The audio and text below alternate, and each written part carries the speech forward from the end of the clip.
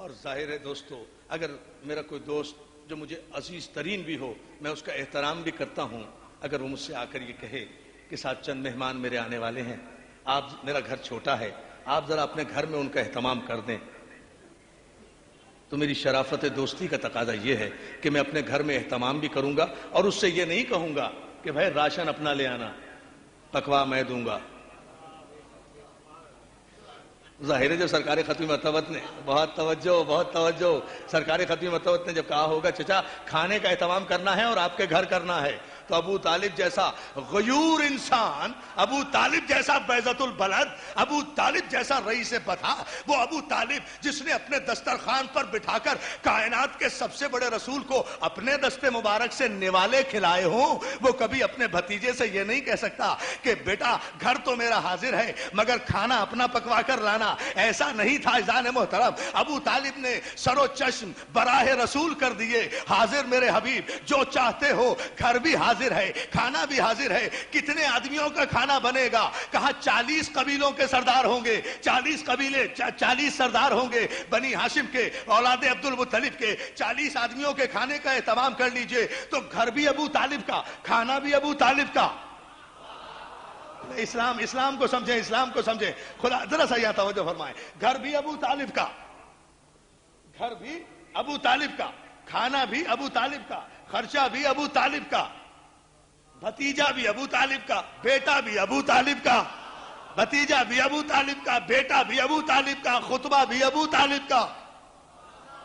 اب اندازہ کرتے جائیں، یہ جب محفل سج گئی دعوت ذوالعشیر، اس کی تفصیل میں انشاءاللہ کل بتاؤں گا، اس لیے کہ تفصیل کو چاہیے 40-45 منٹ اور اتنا دامن وقت میں گنجائش نہیں ہے، لیکن اس جملے پر ذرا سا آپ غور فرما لیں، گھر بھی ابو طالب کا، دعوت بھی ابو طالب کی، کھانا بھی ابو طالب کا۔ یہ کاہے کے لیے ہو رہا ہے بھائی؟ یہ کھانا جو ہو رہا ہے، اب بس یہ سوال ہے، اور یہ سوال آج کی مجلس کا اختتامی سوال ہوگا، یہ جو کھانا ہو رہا ہے جو ابو طالب دے رہے ہیں، ابو طالب کے پیسے سے ہو رہا ہے، اردو زبان میں کہوں بالکل ابو طالب کے پیسے سے جو کھانا ہو رہا ہے، یہ اسلام کے لیے ہو رہا ہے نا، دین کے لیے ہو رہا ہے۔ پوچھنا چاہتا ہوں علماء اکرام سے کہ کیا کسی یہودی کے چندے سے مسجد بن سکتی ہے؟ اللہ شرعی مسئلہ ہے بھائی، کوئی یہودی، کوئی کافر، کوئی مشرک اگر چندہ دے کہ صاحب یہ میں چندہ دے رہا ہوں اپنے سود کی کمائی سے، یہ مسجد بنوا دے، بن سکتی ہے؟ کوئی مسلمان مانے گا؟ نہیں مانے گا۔ تم مسلمان اتنے غیرت دار ہو کہ یہودی کے اور کافر کے چندے سے مسجد نہیں بنا سکتے؟ یہ عجیب پیغمبر ہے جو کافر کے پیسوں سے دعوت اسلام دے رہا ہے۔ توجہ ہے نا عزیزان محترم؟ بلند ترین صلوات بھیجے محمد و آل محمد۔ بھائی بہت خوبصورت انداز میں آپ سماعت فرما رہے ہیں، تو پھر میں ایک جملہ اور بڑھاتا ہوں۔ دیکھیں اس دعوت میں، یہ جو اسلام کی پہلی دعوت ہے عشیر، جس کا نتیجہ ہے غدیر، مضمون تو سارا واضح ہو گیا پہلی مجلس میں، اسلام کی پہلی دعوت ہے عشیر جس کا نتیجہ ہے غدیر۔ اسلام کا پہلا دن ہے عشیر، اسلام کا آخری دن ہے غدیر، اسلام کی ابتدا ہے عشیر، اسلام کی انتہا ہے غدیر، اسلام کا آغاز ہے عشیر، اسلام کا انجام ہے غدیر۔ تو میں غدیر پر بات نہیں کر رہا ملت مسلمہ سے، میں پوچھنا یہ چاہتا ہوں کہ یہ اسلام کی جو پہلی دعوت ہوئی ہے، اس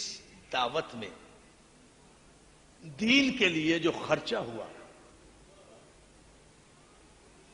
وہ اگر کسی کافر کا خرچ ہوا تو اسلام کو کافروں کے آگے سر اٹھانے کا حق ہی نہیں پہنچتا،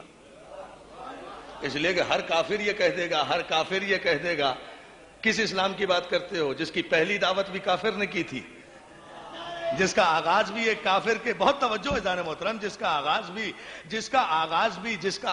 ہی ایک کافر کے ذریعے سے ہوا تھا۔ مگر دوستو اصل میں مسئلہ یہ ہے کہ ابو طالب کے لیے مسئلہ، میں جملہ کہتا جاؤں، کیا کروں، ابو طالب میرا آئیڈیل ہے، جہاں بات آ جاتی ہے کہے بغیر میں رہ نہیں سکتا۔ ابو طالب کے لیے مسئلہ یہ ہے کہ کسی کافر نے، چیلنج کر کے کہہ رہا ہوں، کسی کافر نے ابو طالب کو کافر نہیں کہا۔ اگر کسی کافر نے ابو طالب کو کافر کہا ہے تو ثابت کر دے۔ کسی کافر نے اس دور میں ابو طالب کو کافر نہیں کہا۔ کافر تو کافر، کل کفر نے کبھی کافر نہیں کہا۔ جب علی گئے ہیں عمر ابن عبد ود کے مقابلے میں جنگ خندق میں، اور وہاں جا کر علی نے اپنا تعارف کرایا، انا علی ابن ابی طالب، میں ابو طالب کا بیٹا ہوں، تو اس کو تو چاہیے تھا نا کہ وہ تانا دیتا علی کو، کہتا کس ابو طالب کے بیٹے ہونے پہ فخر کر رہے ہو، کس ابو طالب کے بیٹے ہونے پہ فخر کر رہے ہو، وہ بھی تو کافر ہے میری طرح، مجھ سے لڑنے کے لیے آ گئے، اپنے باپ کو سمجھایا نہیں جاتا، مجھ سے لڑنے کے لیے آ گئے، اپنے باپ کو سمجھایا نہیں جاتا۔ دوستو اب تاریخی جملہ، لیکن اس کل کفر نے بھی ابو طالب کو کافر نہیں کہا۔ کم از کم آنے دو قیامت، آنے دو یوم عدل، ہونے دو جسٹس۔ میں بھی کہتا ہوں کل کی آتی ہوئی قیامت آج آ جائے، کم از کم یوم حساب تو آئے گا۔ اس دن ایک طرف مسلمانوں کے لشکر ہوں گے، ایک طرف وہ عمر ابن عبد ود ہوگا جسے پیغمبر نے کل کفر قرار دیا ہے۔ وہ کم از کم ایک بات میں تو مسلمانوں کو شرمندہ کرے گا، پالنے والے کافر ہی نہیں کل کفر ہوں، مگر اس صحیح بخاری سے اچھا ہوں کہ میں نے ابو طالب کو کافر نہیں کہا، اس جرم میں شریک نہیں